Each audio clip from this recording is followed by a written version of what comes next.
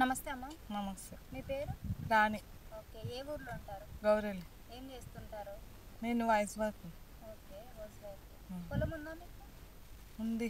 ఎంత ఎకరాలు ఉంది? 5 గుంటలు 6 గుంటలు ఉంది అంతే. పంట వేసారా అందులో ఇప్పుడు? వేసినాం. ఏం వేసారు? వరి. వరి వేసారు. ఓకే. వర్షాలు పడుతున్నాయి కదా, పంట బాగా పండుతుందా ఇప్పుడు? ఇక ఇప్పుడైతే వంతుంది ఇక ముందట తెలియదు. ఓకే. సన్నబియ్యం వస్తున్నాయా? వస్తుంది. ఎలా ఉన్నాయా?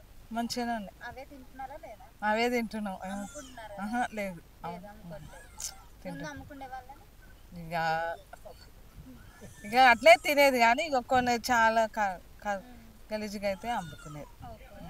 మరి ఫ్రీ కరెంట్ వస్తుందా? 200 యూనిట్లు వస్తుంది వస్తుంది వస్తుంది. ముందు ఎంత కరెంట్ బిల్ కడుతుండే మీరు?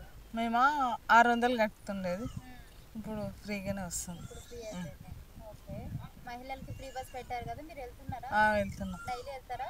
డైలీ ఏమి వెళ్ళాం, అప్పుడప్పుడు వెళ్తాం. ఓకే. చార్జెస్ అయితే మిగులుతుంది వెలుగుతుంది. ఎలా అనిపిస్తుంది ఫ్రీ బస్? మంచిగానే ఉంది. ఓకే. ఇంద్రమ్మ ఇల్లు శాంక్షన్ అయిందా? అయ్యింది.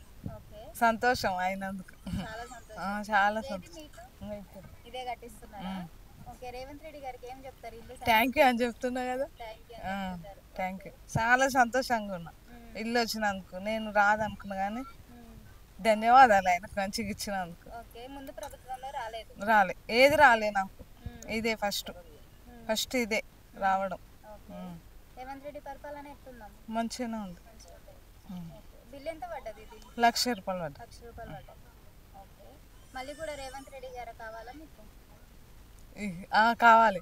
నాకు ఇల్లు వచ్చింది కదా, నేను ఆయనకే వేస్తా vote. Subscribe us and press the bell icon for more interesting updates.